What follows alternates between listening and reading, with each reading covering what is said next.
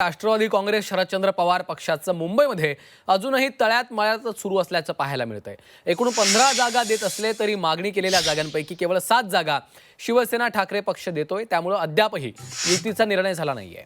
लोकसभा विधानसभेला आमच्या कार्यकर्त्यांनी शिवसेना ठाकरे पक्षाचं काम केलंय, परंतु आता जागा सोडताना आमच्यावर अन्याय केला जात असल्याची शरद पवार गटाची भावना आज संध्याकाळपर्यंत या संदर्भात निर्णय होऊ शकतो अशी देखील माहिती आहे। मागितलेल्या 7 जागा द्यायला त्यांनी नकार दिलेला आहे। मुंबईमध्ये आपण पाहतोय आज संध्याकाळपर्यंत या संदर्भात निर्णय होण्याची शक्यता वर्तवली जाते। एनसीपी शरद पवार पक्षाला ठाकरेंकडून 15 जागांची ऑफर देण्यात आलेली आहे। कृष्णात पाटील आमचे प्रतिनिधी सध्या फोनलाईनवरून आपल्या सोबत आहेत।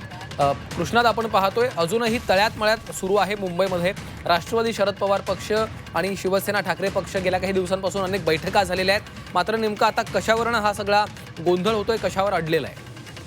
राष्ट्रवादी काँग्रेस शरद पवार गट आणि शिवसेना ठाकरे गट यांच्यामध्ये अनेक चर्चेच्या फेऱ्या झालेल्या आहेत, परंतु आम्हाला ज्या हव्या असलेल्या जागा आहेत त्या शिवसेना ठाकरे गट सोडत नसल्याच्या भावना ही शरद पवार गटामध्ये आहे। कारण आम्ही जवळपास 15-20 आम्हाला जागा देत असल्या तरी केवळ आम्ही मागितलेल्या जागा ह्या 7 जागा ह्या केवळ आम्ही मागितलेल्या आहेत, ज्या आमच्या मतानुसार दिल्या जात आहेत, परंतु इतर ज्या 8 जागा आहेत त्या आम्हाला न मागता ज्या पडेल जागा आहेत जिथं कोणी उभं राहू शकणार नाही अशा जागा दिल्या जात असल्याचं त्यांचं मत आहे। आणि त्याचबरोबर काँग्रेस, राष्ट्रवादी काँग्रेस जी शरद पवारांची पार्टी आहे त्यांनी विधानसभा, लोकसभा या ठिकाणी देखील चांगलं काम केलं ठाकरे गटासाठी, परंतु आता तिकीट देताना किंवा जागा सोडताना मात्र राष्ट्रवादी काँग्रेसचा विचार केला जात नसल्याचं भावना ही राष्ट्रवादी काँग्रेसची असलेली पाहायला मिळते। आज संध्याकाळपर्यंत हा निर्णय अपेक्षित आहे की कुणासोबत जाणार, काँग्रेससोबत जाणार की शिवसेना ठाकरेंसोबत, त्यामुळे आज संध्याकाळपर्यंत हा निर्णय होईल।